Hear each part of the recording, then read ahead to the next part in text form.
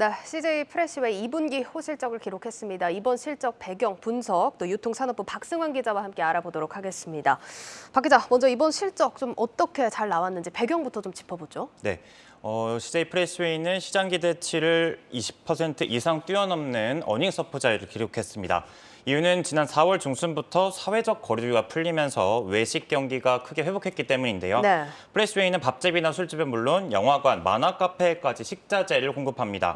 전체 유통 경로에서 수요가 급증한 거죠. 경제 지표로도 확인이 되는데 지난 2분기 외식 산업 경기 지수는 코로나19 이후 최고치를 기록한 것으로 확인이 됩니다. 그렇군요. 근데 사실 이게 식자재 기업이다 보니까 식자재 가격이 많이 올랐잖아요. 이런 부담은 좀 없었나 보네요. 맞습니다.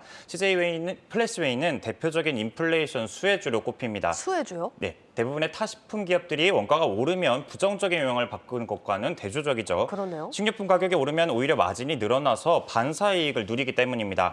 CJ 프레시웨이는 식자재 유통업계 1위 사업자인데요. 일반 식당 외에도 호텔이나 병원, 학교, 군대까지 거래처가 3만여 곳입니다. 다루는 품목 역시 농축수산물은 물론 가공식품과 수산물을 아울러서 2만 4천여 개에 달할 정도로 시장 지배력이 높아 부르는 게 값인 셈이죠. 국내 최대 식품 제조사 CJ 제일제당을 우군에 둔 것도 강점입니다. 그렇군요. 그리고 이번 호실적 배경을 보면 구조조정 효과도 좀 거론이 되던데요. 맞습니다.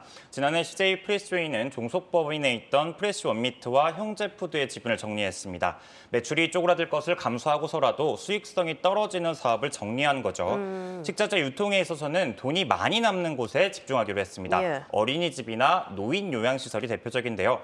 급식 사업에 있어서도 저가 수주를 지향하는 등의 노력이 이어졌습니다. 일련의 구조조정은 지난해 3월 새로운 수장으로 자리한 정성필 대표가 이끈 것다는 평가입니다.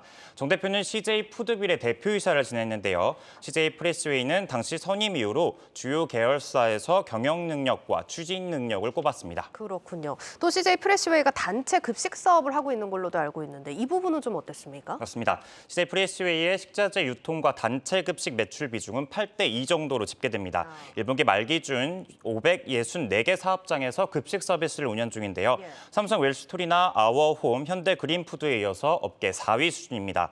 지난해 공정거래위원회 주도로 대기업 단체 급식 일감 개방이 있었죠. 한국기업평가는 이 조치가 CJ 프레시웨이에 긍정적일 것으로 내다봤는데요.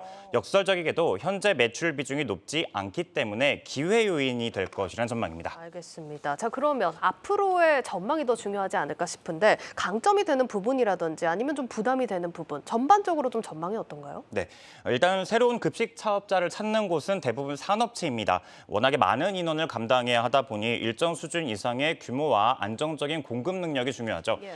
CJ 프레시웨이의 수주 가능성이 높은 이유인데 상위 3개 업체들이 맡아온 물량을 중소업체가 맡기엔 한계가 있기 때문으로 풀이됩니다.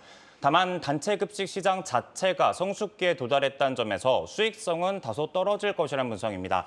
단체 급식을 따내기 위해서 기업 간 경쟁이 치열해질 수 있다는 점도 부담인데요. 여기에 코로나19가 재확산하는 상황이라 모처럼의 좋은 분위기를 꾸준히 이어갈 수 있을지는 지켜봐야 할 것으로 보입니다. 네, 잘 들었습니다. 지금까지 유통산업부 박승환 기자였습니다.